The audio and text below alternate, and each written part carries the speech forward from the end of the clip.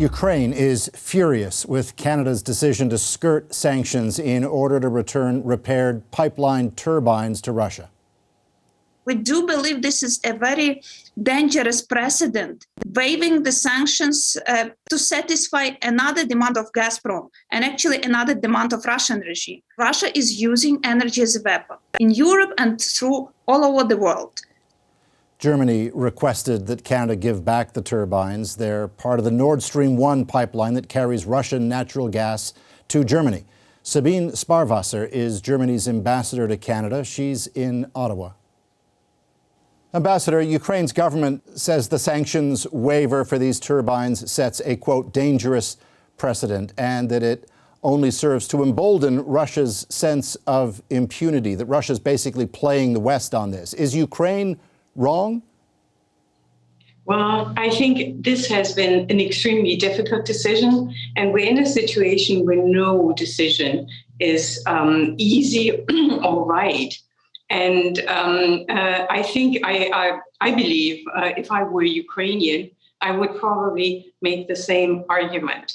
But at the same time, the decision the Canadian government took after long and due consideration, we believe is a decision that helps Europe, that helps Germany to wean itself of the dependence on Russian energy.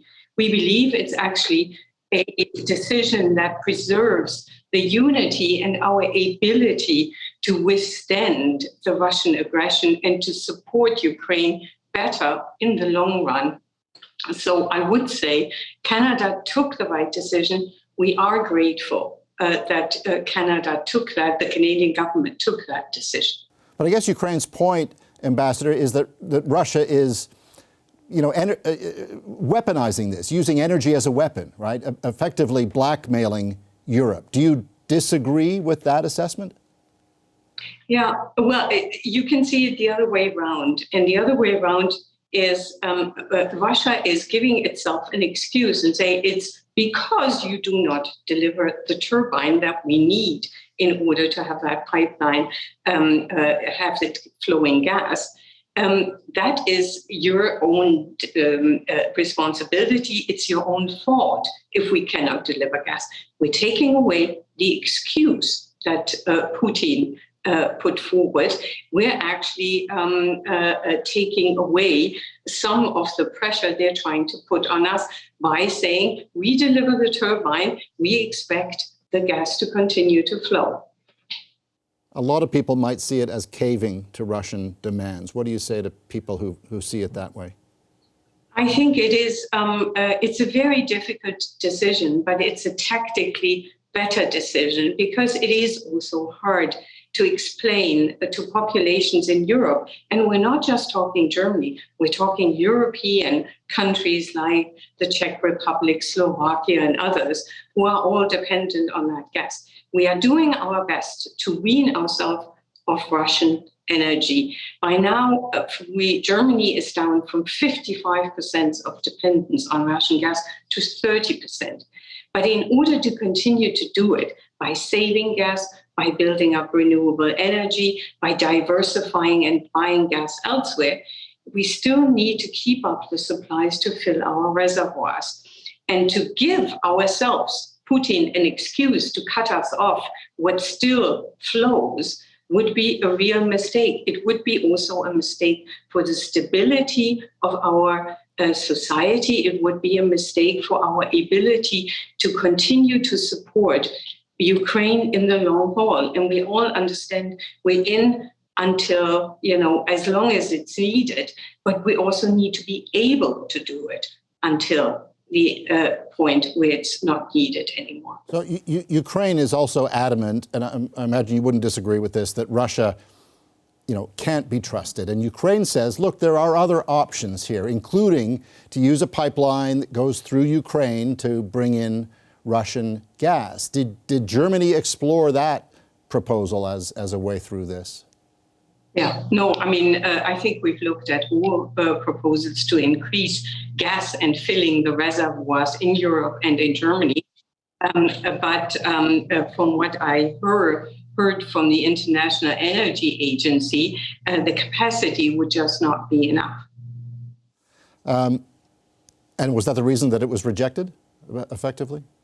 I think that's the reason, yeah. Ambassador, so what do you say to Ukrainian Canadians who are sitting at home and just wondering, like, what is going on here, who may well feel betrayed by this decision and see it as the potential beginning of the end of this fabled solidarity that has been a part of this for so long, that if Canada does this, other countries will sort of look at some of their sanctions and start to back off on them. And it's, like I said, that it's the beginning of the end of the solidarity. What do you say to that? Well, I do understand. I do understand the despair and this feeling.